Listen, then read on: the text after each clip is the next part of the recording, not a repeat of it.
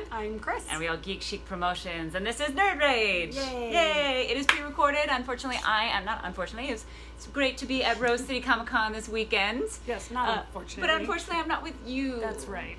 So yes, it is a bummer, but we're super stoked. We're actually finishing this up and then we're going to go see it. So we're not talking about it this week. Maybe the week after we'll discuss it. Maybe. And We'll give see. everybody time to make sure they went to see it as well, because we are very big proponents of no spoilers. Yes. No spoilers, not ever. None. None. Okay, well, Cheers to cheers to that, and cheers to you guys.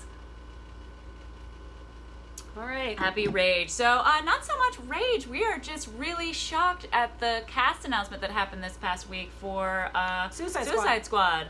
We have Peter Capaldi. We get, who else we got? Pete Davidson. Pete Davidson?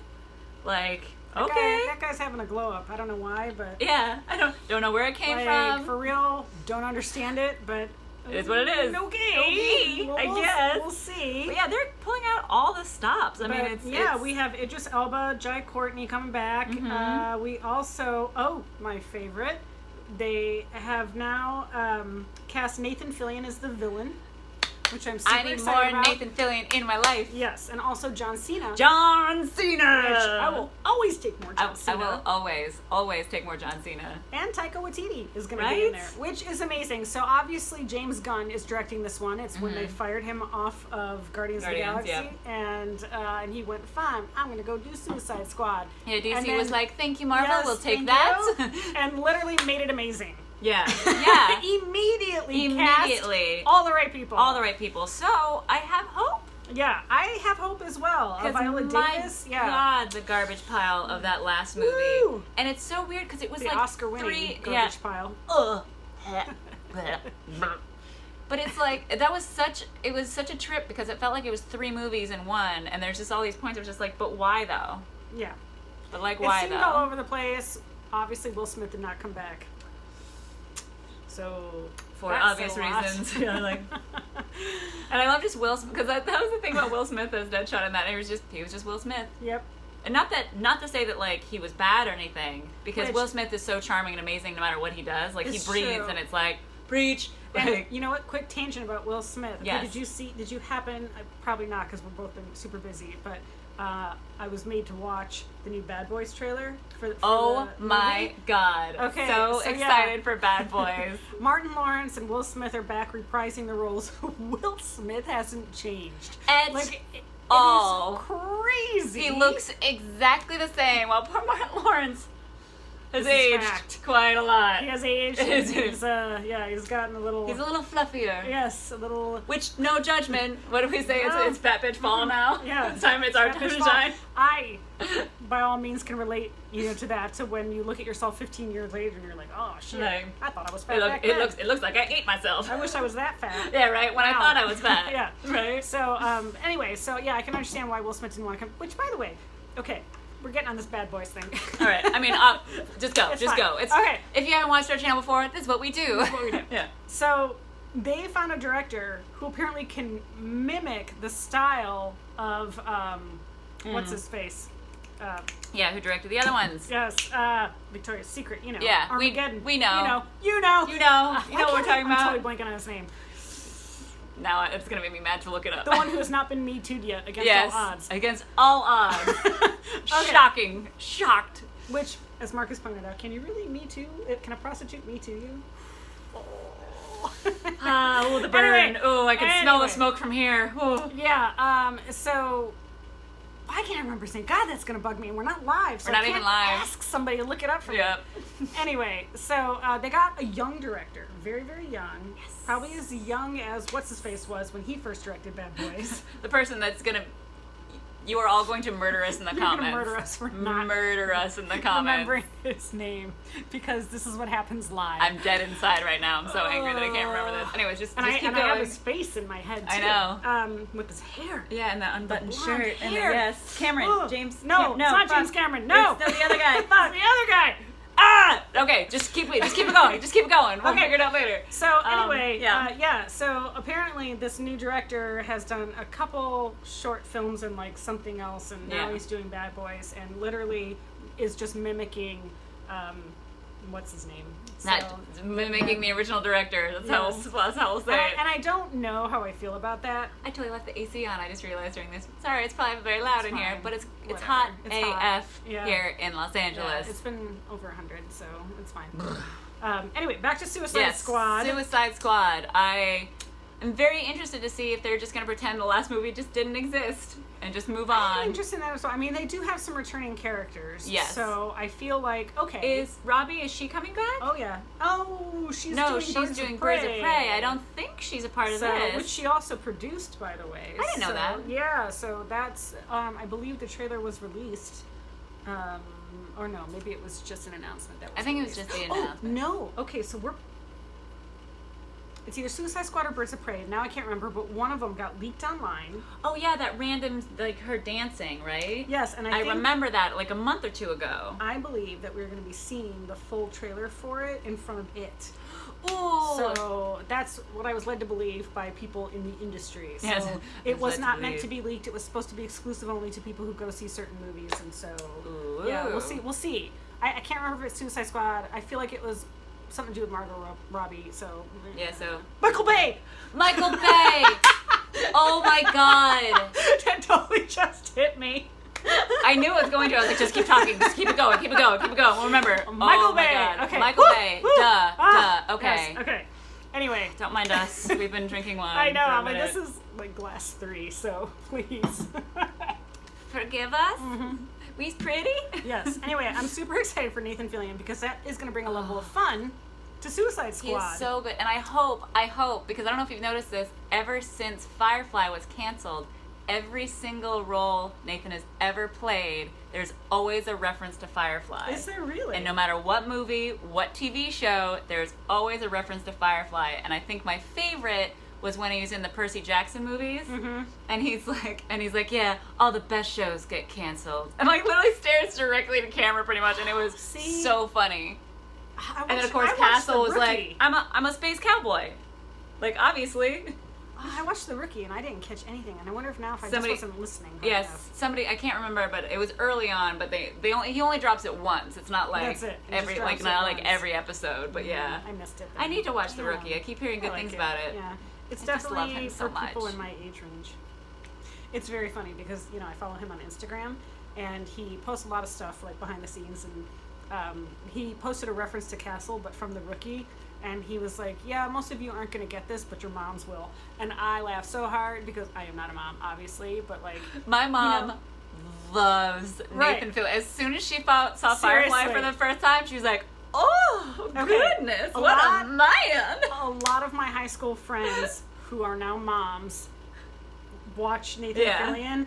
And literally, Heather, our friend Heather, who is, like, not a mom, obviously, but, like, she's, within my age range. Yeah. She was one of those who was, like, typing in there, and I was laughing so hard because I was like, you're that age. Mm-hmm. Like, even though we're not moms, we're that age. We're that age. Not moms, but still that age. Yeah, but it was pretty Oh, good. guys, remember in Big Mouth with What's-Her-Face, who's obsessed with him? Yes, Nathan Fillion. Oh, I love you. You're such a gentleman. I shouldn't be able to do that voice that well. I know, that was pretty great. Thank you. I've never tried that. Is that Jenny? Why do we even bring up names? Why do we even try? Class 3, why do we even try? Her name is Jenny. We know her. It's Jenny. Jenny. It's not from the block, but Jenny. We know. It's fine. We're all fine. Yes. We have fun. We're friends. But yeah, I'm so on board for having Nathan Fillion back, and like as a villain too. Like he's gonna be so much charm and fun. It's gonna be great. And what about Capaldi? Oh, I just can't get enough Capaldi, and I know that I go on a whole rant about Doctor Who all the time because he was not given the chance. Like the last season of Doctor Who, he was so perfect, and it was like, yes, we got it, and then he was gone, and I was like, but Capaldi. I mean, do not get me wrong. I love my female doctor. I even got her into Doctor Who with this new female doctor. Still mad that we still have to wait another year before we see any more. BBC, get your shit together. Get it. Put it in a bag. Bring it to the shit store. Get your shit together. Check out. I don't know. I'm just adding random things. Yeah, just throwing some Rick and Morty references. That's right. Be cool. So, I'm actually now... dare I say it, looking forward to I the know. Suicide Squad movie. I just stopped when we mentioned this on our Nerd Rage last week. Stop giving Zack Snyder any more DC movies or just movies in general. Give it a break. Let him rest and recuperate. Let him recover from the tragedy in his life. Yes, you know? especially like that on top of everything. I'm sure it's not helping like fanboys like us like coming after him and being like, "You suck as a director. Sorry for your loss." Yes, sorry for your loss. No, but like dead serious. Let that man rest. Yes. Just For so many reasons, just let him rest. And I really hope that putting James Gunn in charge of this movie shines a spotlight on that. Of Yes. like, hey, look, Other you can get another directors director to do can this, do DC and it's movies. Gonna be amazing. It's gonna be amazing because Yeah. like what he did for Guardians of the Galaxy put it on Yes. the map. I mean, I had kind of heard of Guardians of the Galaxy before that. Mhm. Nobody knew about, and I don't think anybody even thought Unless you were a of comic book fan. Yeah, exactly. Like you Yeah. had to be like a Marvel fan to like know of it. deep shit. I actually knew about Taserface more than I knew about Mm-hmm. like all of Guardians of the Galaxy, just because that's the funniest, cutest story ever. Of like, I'm gonna let my kid name this character Taserface. Mm-hmm. Yeah, I'm So. laughing on the inside. But yes, hilarious. I'm so glad I got a spotlight. Ha. Anyway, so yes, definitely looking forward to seeing Yeah. Suicide Squad. I'm bored. Let's talk about the Dark Crystal. The Dark Crystal. Now, I was obsessed with this movie as a kid, and also my mom was, so hence probably that's why I was obsessed. And like one very sweet thing, years and years ago, the first time my mom ever visited me out here was probably like 11 years ago. But we watched The Dark Crystal on Blu-ray, and like before that, me and my mom had only watched it on some janky ass, VHS. And it was so crazy for us both to like, there's so much you could see, and I just love, I haven't watched any of this new show yet, but I love how much of it's still practical. Like, that was my Absolutely. one concern. I know that sounds very like, kind of shallow or like a very weird thing to be very obsessed with, but I'm about halfway through the series right now. We're watching it because we know the VP of content over there, and he said that it was about a year and a half to do the whole series. wow. And it was rough. It was very rough because they didn't know how it was going to be received. Like, you're working on this and you're spending all this money and you're doing all And this it's an puppetry. older title too. Yeah, like it it's is. not many people know No about idea. the original. Had no clue. And they have like this all-star cast. They have like Taron Egerton is playing like the main lead. I love it. And they have Simon Simon Pegg Pegg. is in there. And I forgot one of the women. But they're all names. They're all Yeah. huge names. And Which who can I usually remember who distracts plays? me from. Usually it does, but Yeah. you can't, like, the only thing that I find mildly distracting about it is that you want to think of it as an animation because it's so Beautiful. Yeah. and all the concept art and stuff is based off of Brian Froud. I don't know if you know who that is, but Oh. Brian Froud is this huge fantasy illustrator Fancy Australia, yeah. who does all this fairy artwork, and he is just a master, like, honestly, like, top in his field. And they based everything off of his designs. Now I can totally see yeah, that. when they created that. And it's kind of funny because I was reading some reviews of this, and people were calling it like a grotesquerie of characters, which is kind of accurate because literally What a great word. everything in there is kind of grotesque, like, but in the most Beautiful way. And I feel like that's even the original had that feeling. Face king. Yes, like all of the Skeksis and the Gelflings and like everything that you see, and even I can't remember the character's name, who's the embodiment of the planet, the old woman. Yeah. Oh, I Even love her. Oh I my loved God. her in the original too. So much detail, so grotesque looking, and their faces though, like, you want to think that it's animation and it's not, but it looks like it because it's so good. Like, their puppetry is so good. It's amazing the technology of facial puppetry now. expressions. Yeah, the facial expressions throw me off sometimes. Where like you get into it after you watch it for a while, but because their eyes can like kind of squinch a little bit, but God, that's crazy. their mouths don't though. Like they talk like puppets, like, essentially, and so it's a little off-putting. Well, it sometimes, actually kind of but- reminds me of when they first were filming America, fuck yeah. Oh, yeah. Yeah. I shouldn't have tried to remember another word. You know the movie I'm talking about, America. No, it's not America. It's Team Team America. Team America. I think it's Team America. Oh God, our poor brains. Anyways, but when they first were doing it, they actually had the voice boxes like in the puppets. Mm-hmm. But once they were actually watching it and did like test audiences, people were too creeped out because it seemed, so that's why they actually like changed it and just did like the ADR over it, so it seemed more like normal puppets. Yeah, the Skeksis I think are actually people wearing costumes, but everything else is puppetry, and they're about 3 feet tall, I think. But the Skeksis are full people. Yeah, full people. Yeah, which they're very gross. I remember that from the original too. Mm-hmm. Like that's their whole thing, and I love that grotesquerie. Yeah, love it. Kind of reminds me of like a Guillermo del Toro for the actually, yeah. Not only like Pan's Labyrinth, but also like the second Hellboy specifically. Yeah, because I remember all the creatures and stuff. Yeah, one of my favorite panels I've ever been to was at New York Comic Con 2008. No, maybe 9. It was either 8 or 9. 8, I think it was 8. That they did a panel for Hellboy 2, and usually, you know, like they bring down the lights and then they show a clip of something and the lights come back on, and it's usually totally normal. But what they did was the lights went down, they showed the clip, and then they had all of the puppetry and all the people that were in the black market were on stage behind them, and like you did not see it coming because they literally like just filed them in like in the dark, and everybody's so focused on the screen, it was just like mind blown, like ah. That's really cool. Yeah, that was very, very smart of them, because sometimes it can be kind of that boring part of like, okay, I guess that's the thing. Regular. Bye. Yeah. I wish I could do panels like that. Right? Yeah. Someday. So with The Dark Crystal, it's a prequel. So, yes. So we can't spoil anything. Can't spoil anything. Unless you didn't see the original, which shame on you. Which you should. It's so good. It is really good. And I remember loving it back when it was out, and like watching it over and over and over again. And this time around, they have, God, I wish I could remember their names, and I can't because I'm not even going to try right now at this point. But stop trying to remember names. Yes, the main girl who is from the underworld, who comes up, you know, through the tree. And they join forces because they realize that the Skeksis are sucking out the Gelfling essences in order to live forever. Which is, okay, this is the only problem that I have with prequels, and we've talked about it with the Star Wars prequels. Obviously, those prequels had a lot of problems, but there's stuff that they should have done of not showing character, because, like, you found out stuff in the prequels that was supposed to be a surprise in the original series. Does that make sense? Mm-hmm.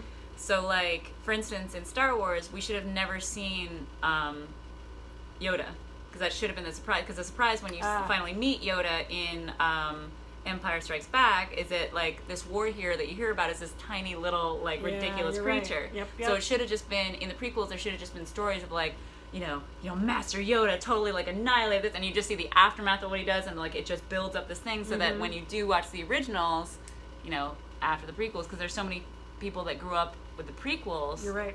And it was already spoiled for them. Yep. And I kind of feel that I haven't watched the Dark Crystal yet. Yeah, I mean, obviously, you can't not do it because... Yeah, because that's a big part of it. Obviously, the crystal is weakening. The Dark Crystal is weakening. Yes. They need to figure out how to live forever. That's the whole reason why they came to that planet, was basically for immortality, and they rule without question, and everybody just obeys. And without morality, too, right? Because they still address the fact that the Skeksis were once whole with the, forgetting the name of the other creatures, but, like, because they were once one entity, but they broke apart, so now there's only, like, in the good. Beginning, there's, like... They kind of hint towards it. Yeah, they briefly go over something like that, and it's, like, it's very hard, though, to, like, take it all in, like, when they're doing it. And basically what you understand is that the Gelflings obey without question, and anybody who goes against them is, like, done. Basically, so they're like a heretic, and they're imprisoned and stuff. And so, of course, when you find out that, topical. Yeah, I know that the crystal is weakening, and that they figure out that they can take the Gelfling's essence and use that instead. Longer, basically, like, what's coming is called the Darkening, and so there's this tiny little group of, like, Sorry, what did that just like the quickening? That reminded me of something. The quickening, yeah. Somebody. Anyways. Anyway, so yeah, it's a very good story, obviously very topical, and you get this small band, and there's racism in there of like, the girl who comes up from under the ground. They're like, you don't exist. I'm like, get the hell out of here. And they like kind of like shove her to the side. And there's a group, I can't remember what they're called, the slaves. Oh, yeah, that do all yes, like the yes, cooking yes. and everything else, and they're like these little tiny mushroom type people. Yeah, because that's brought up in the original too. Yeah, so they're like slaves, and one of them joins their group, to try and fight back, and it's they're like, oh yeah, no, can we borrow your slave? And and the girl from the underground is constantly like, not a slave, one of us, and it's very empowering. I like the direction it went. They were very thoughtful about it. The majority of the heroes are female based, so, and it's not even like on purpose. It's more like it's just the way it is. Yeah. Like there's princesses, and like one of them like goes to the dark side, I guess, and starts to go with the Skeksis, and then the other one is like had a vision, and she's like, no, like something needs to be done about this. Yeah, and so watching the trailer is super fun because I love that the vision is scenes and cuts from the original movie. I'm like, thank you, that's amazing. It is, and it's like seamless. It's crazy. It's like no time has passed. It's like, which is great because like awesome. That's really hard to capture when you do a prequel of when obviously that was like 30 years ago almost that movie came out, and like to be able to do a prequel that still matches it really well, which goes to show just how beautiful the original movie was. Absolutely, and well done. Yeah, just great. And I'm so glad that I keep saying it, but I'm so glad they use so much more practical. Like they used a lot of practical. Obviously, there's CGI stuff, but like. And I feel like a lot of the comments that I'm seeing about it is that people either love it or they hate it, which is kind of funny because. And that's usual for. Yeah, it's like if you haven't seen the original Dark Crystal, chances are you're gonna watch this and be like, they're all gross. This is weird. Their lips don't move and they have no facial expressions. This is crazy. I can't watch this. Or you're like, this is amazing. This is like beautiful and gorgeous and awesome. Yeah. And so it's kind of funny like to see, the two differing opinions because I've never literally seen anyone be like, no, it was okay. Yeah, just be like, eh. Yeah. Meh. Well, I watched it and it was fine. My rave, obviously I'm always behind on things. I finally watched Marvelous Miss Maisel. No way. Oh my Are you 2 seasons in God, I watched all of it. Nice. I loved it. Yep. I loved it. It's pretty great. Like, my only thing was, of course, like, as soon as I started, I was like, oh, right, there is not going to be any, like, ethnic diversity. This is going to be a whole lot of white people, which it's a period, like, okay, like, they do pretty well fitting in a couple here and there. But it's like, all right, so, Zach Levi. Oh. I was going to say, I'm like, you got to the park with Zach Levi. Is that what convinced you to watch it finally? My boyfriend. That was actually one of my friends who was just like, hey, let's just sit and watch an episode. And I was like, because I thought it was about her being a singer. And I know that's weird, but I don't like watching stuff about, like, people being like you really didn't know she was a stand-up comedian? I didn't know. Like, from all this stole stuff. Her husband's dream. I know. It's so good. And she is so funny. And I'm glad I was like, wow, the dialogue feels very much like Gilmore Girls. And when I looked at it, I was like, oh, it's the writer-producer from Gilmore Girls. Got it. Because, like, that quippy, like, I'm like, they're just so fast, talking so fast. Ugh, I love Susie so much. I love her so much. I love that actress. I love how, like, you can't tell how old she is. Like, when she's, like, talking about, I was like, yeah, that's what got us through the Depression. And she's all of a sudden, she's like, how old are you? Like, shut up. Like, don't talk about it. I feel like that's me. And I love the fact that, like, there was that hit put on her, but then she became besties with the two people who were supposed to, like, take her out. So good. Oh, Susie. Yes. So good. It's a great series if you're not watching it. Yeah, if you're not watching it, you really should be. And what's funny, did you ever see Punchline?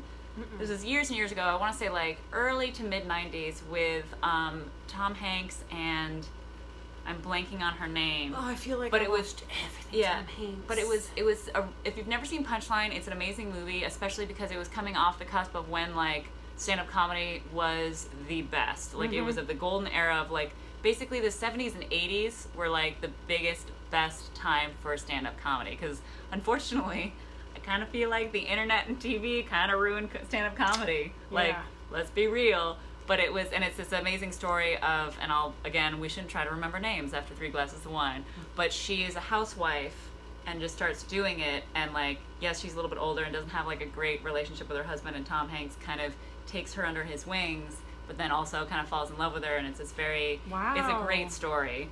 I gotta see that. Yeah, it's good. It's kind of like, it kind of gave me some feels of Marvelous Miss Maisel. Really? because of what's his face who kind of take. But Sure. honestly, she just plows into it. Oh my god! I mean, that first thing when she's just wasted on stage, and then flashes everybody like. It's kind of amazing in a way because, and I related to it heavily because I remember when I got my first job in the comic book industry, my husband was trying to break in. I didn't know that. Yeah, he was trying to break in as an inker, and as a writer. And he had written a couple series. He wrote the Dungeons and Dragons and everything. Yes, that else. one. Yeah, but when I broke in, like shortly thereafter, we got divorced, and I heard from a lot of our friends that I had stolen his dream. And, and it was like, kind of like, I felt very resentful. And yeah, because now you've kind of sullied my dream. Yeah, exactly. Like, it's this like, is still my, like, just because he didn't achieve it and I did it first, he can still do it. Like, it's not like I stole it. It's not like, two different things. It's not like it's 100 million views. Right? I had an ex that was not okay with how popular my web series got. Mm-hmm. And that was literally what he told me when I was very excited after getting 3 million views in 3 days. I was like, sorry, babe, I'm just like so excited. And he was sulking in bed. And he's like, well, it's not like it's 100 million views. Excuse you, okay. Which, by the way, jealousy much. I was never like that. I was always very encouraging. Yeah. And I was using my position to help get him started. And so it was very much wrong. Do you kind of feel like that's a very female attribute? Because I've noticed that in a lot of relationships, like no matter what is going on with the dude, or what success the female has, like we're just better at just being like, no, we can just all celebrate. Yes, we can all everything. Do this. So like, there's. I mean, of course, that's a complete generalization, but like, I kind of feel like that. Space in the industry, right? Because I. Oh my god! Like the whole type thing. It's just like, especially in the acting world, like the fact that I had an ex who was jealous of me acting. I'm like, by the way, he was like a totally different ethnicity than I was. Mm-hmm. Also a dude. I'm obviously not stealing work from you. Like what? How does that work in your brain? And the thing is that he never claimed that. And he was always a super nice guy about it. Like, it was fine. It was our friends. It was our friends that said that. And so I love you, friends, but sometimes you're trying to start shit. Well, I don't have any of those friends anymore, so it doesn't matter. Yeah. Like, they take sides, and that's it. I love this is a great digression for us. We're just going to talk about exes now. It's true. Anyway. Ex-nerds. Yeah. But yeah, I am very excited about watching all of Dark Crystal. I'm very excited. In less than 2 hours, we're going to go see the It sequel. Mm-hmm. So again, we're not going to talk about it this weekend, obviously, because you're watching all stream. We'll talk about it next time. We'll talk about the week after. That way everybody can see it, so we don't spoil nothing. Mm-hmm. But super stoked about that. I'm actually really excited to be at Rose City Comic Con because I've never been to Portland, Oregon before. Really? I've heard so many amazing things about it. Rose City is great. I've been there. It's nice. I like it. When was the last time you were up there? 2008. Yeah, it's been quite a bit, but I wasn't really that crazy about it. Yeah. Yeah, you'll like it though. Yeah, it'll be fine. Everybody else likes it. Come. I'm one of the rare people who doesn't like Portland because I don't like hipsters, dirty hipsters, and also dirty hipsters. It's true. Hipsters, she's okay with me. It's rainy. It's cold all the time. Everybody's like, come live here, and I'm like, by the way, this seems depressing. It's very depressing. I get to see the pressure here. But and the community is very vibrant for comics. So yes. Yeah, that's what I've heard really specifically. Did like the convention itself. Very lovely. People are nice. It's just not for me. I'm a city person. Yeah. I'm not a small town. I'm very curious and I'm very excited. So if you guys are in Portland, Oregon, if you're in the area, come visit me at the Aftershock booth. I'll be there all weekend. I'll be doing some interviews with Marguerite Bennett, as well as Steve Orlando will be doing some signings at our booth. So just look out for all that stuff. But yeah, just come say hi and just, I'll take a selfie, whatever. Like, let's hang out. Let's be friends, like in person. Like, not just on the social meets. Like, let's actually be friends. All right. I still can't remember her last name. Jenny something. Jenny. Why did you do it? Why did you do it? I don't know. Let's just All right, yes. So, guys, again, thank you for joining us. Keep on nerd raging, and we'll see you next week. All right, bye, guys. Bye.